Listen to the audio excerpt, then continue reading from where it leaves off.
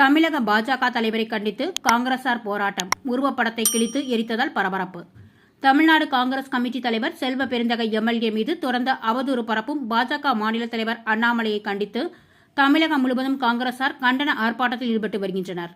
இதன் ஒரு பகுதியாக இன்று காலை திருச்சி மாநகர் மாவட்ட தலைவர் ரெக்ஸ் தலைமையில் கண்டன ஆர்ப்பாட்டம் திருச்சி மத்திய பேருந்து அருகில் உள்ள பெரியார் சிலை முன்பு நடைபெற்றது.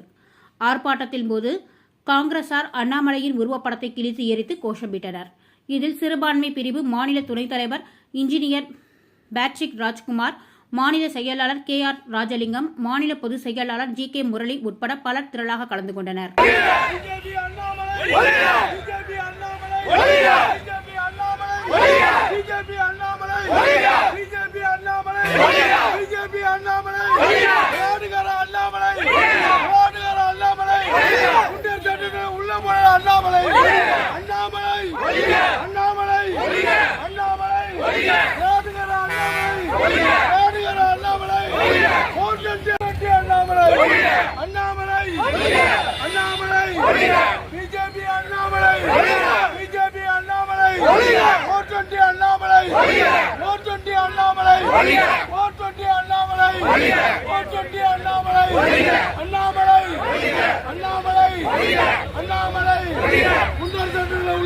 அண்ணாமலை